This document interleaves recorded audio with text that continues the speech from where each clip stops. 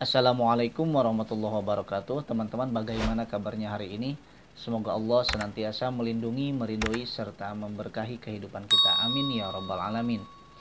Teman-teman, video kali ini kita memasuki hadis ke-15 dalam kitab Arba'in An-Nawawi, di mana hadis ke-15 ini membahas tentang barang siapa yang beriman kepada Allah dan hari akhir, yakni apa saja yang dilakukan oleh orang yang beriman kepada Allah dan juga hari akhir. Bismillahirrahmanirrahim. An Abi Hurairah radhiyallahu anhu anna Rasulullah sallallahu alaihi wasallam qala man kana yu'minu billahi wal yaumil akhir falyakul khairan aw liyasmut wa man kana yu'minu billahi wal yaumil akhir falyukrim jarahu wa man kana yu'minu billahi wal yaumil akhir falyukrim dhaifahu. Dari Abu Hurairah radhiyallahu anhu, sesungguhnya Rasulullah shallallahu alaihi wasallam bersabda, barang siapa yang beriman kepada Allah dan hari akhir, hendaklah dia berkata baik atau diam, dan barang siapa yang beriman kepada Allah dan hari akhir, hendaklah dia menghormati tetangganya, dan barang siapa yang beriman kepada Allah dan hari akhir, maka hendaklah dia memuliakan tamunya. Hadis ini diriwayatkan oleh Imam Bukhari dan Imam Muslim. Nah, teman-teman, kalimat barang siapa yang beriman kepada Allah dan hari akhir maksudnya adalah barang siapa yang beriman kepada Allah dengan keimanan yang sempurna, yang keimanannya itu bisa menyelamatkannya dari azab Allah dan membawanya mendapatkan pahalanya, maka hendaklah ia berkata baik atau diam.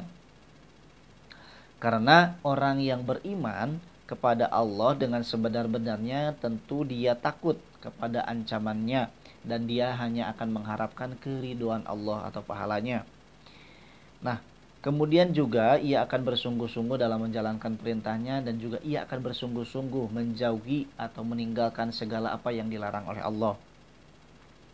Dan yang terpenting dari semua itu ialah ia akan mengendalikan segala gerak-gerik tubuhnya dalam kehidupan sehari-hari, karena ia tahu bahwa apa yang ia kerjakan itu akan dimintai pertanggungjawaban ketika nanti di akhirat,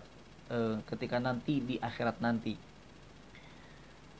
Sebagaimana tersebut dalam firman Allah Quran surat Al-Isra ayat 36, sesungguhnya pendengaran, penglihatan dan hati semuanya kelak pasti akan dimintai pertanggungjawabannya. Kemudian firman Allah dalam Quran surat Qaf ayat ke-18, apapun kata yang terucap pasti disaksikan oleh Raqib dan Atid. Nah, Rasulullah SAW bersabda bahwa tiap ucapan anak Adam menjadi tanggung jawabnya kecuali menyebut nama Allah, menyuruh berbuat ma'ruf dan mencegah kemungkaran. Nah, barang siapa yang memahami hal ini dan beriman kepadanya dengan keimanan yang sungguh-sungguh, maka Allah akan memelihara lisannya untuk tidak berkata-kata kecuali yang benar atau ia akan diam. Nah, sebagian ulama berpendapat atau berkata bahwa seluruh adab yang baik itu bersumber pada 4 hadis, yang salah satunya adalah hadis barang siapa yang beriman kepada Allah dan hari akhir, maka hendaklah ia berkata baik atau diam. Nah, sebagian ulama memaknai hadis ini dengan pengertian apabila seseorang ingin berkata, maka jika yang ia katakan itu baik lagi benar dan diberi pahala oleh Allah, oleh karena itu ia mengatakan hal yang baik itu. Adapun jika tidak, maka hendaklah ia menahan diri, baik perkataan itu hukumnya haram, makruh ataupun mubah. Kemudian firman Allah yang dalam Quran surat Qaf ayat ke-18, apapun kata yang diucapkan pasti disaksikan oleh Raqib dan Atid. Nah, para ulama berbeda pendapat, apakah semua yang diucapkan manusia itu dicatat oleh malaikat sekalipun itu mubah, ataukah tidak dicatat kecuali perkataan yang akan memperoleh pahala atau siksa. Nah, Ibnu Abbas dan lain-lain dan ulama yang lainnya mengikuti pendapat yang kedua.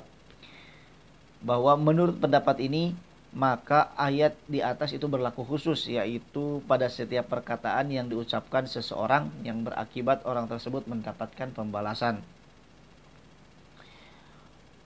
Jadi yang dicatat oleh para malaikat itu adalah perkataan yang bisa mengakibatkan kita mendapatkan pembalasan. Kemudian kalimat hendaklah ia memuliakan tetangganya dan juga hendaklah ia memuliakan tamunya. Nah, menyatakan adanya hak tetangga dan juga tamu. Keharusan berlaku baik kepada mereka dan juga menjauhi perilaku yang tidak baik terhadap mereka. Allah telah menetapkan semua itu di dalam Al-Quran. Dan juga Rasulullah SAW bersabda dalam hadis yang lain bahwa Jibril selalu menasihatiku tentang urusan tetangga sampai-sampai aku beranggapan bahwa tetangga itu bisa mewarisi harta tetangga lainnya. Pengarang kitab Al-Ifsah mengatakan hadis ini mengandung hukum. Hendaklah kita berkeyakinan bahwa menghormati tamu itu suatu ibadah yang tidak boleh dikurangi nilai ibadahnya. Apakah tamu itu orang kaya ataupun tidak. Juga anjuran untuk menjamu tamunya dengan apa saja yang ada di dalam rumahnya, meskipun itu sedikit. Kemudian menghormati tamu itu dilakukan dengan cara segera menyambutnya dengan wajah yang senang, perkataan yang baik, dan menghidangkan makanan. Hendaklah ia memberi pelayanan yang mudah dilakukan tanpa memaksakan diri. Kemudian sabda Rasulullah SAW, maka hendaklah ia berkata baik atau diam, menunjukkan bahwa perkataan yang baik itu lebih utama daripada diam. Dan diam itu lebih utama daripada berkata buruk. Demikian itu karena Rasulullah SAW dalam sabdanya menggunakan kata-kata hendaklah untuk berkata baik, berkata benar, didahulukan daripada daripada diam. Karena berkata baik dalam hadis ini mencakup menyampaikan ajaran-ajaran Allah dan Rasulnya dan memberi pengajaran kepada kaum muslimin, kemudian amar ma'ruf dan juga nahi mungkar berdasarkan ilmu, mendamaikan orang yang berselisih, berkata baik kepada orang lain dan juga lain sebagainya.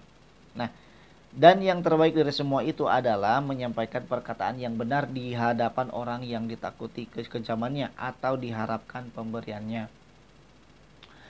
Itu dia teman-teman, sedikit penjelasan dari hadis Rasulullah SAW, hadis ke-15 dalam kitab Arba'in An-Nawawi, bahwa jika seseorang beriman kepada Allah dan juga hari akhir, hendaklah ia berkata baik atau diam, hendaklah ia menghormati atau memuliakan tamunya, tetangganya, dan hendaklah ia menghormati atau memuliakan tamunya.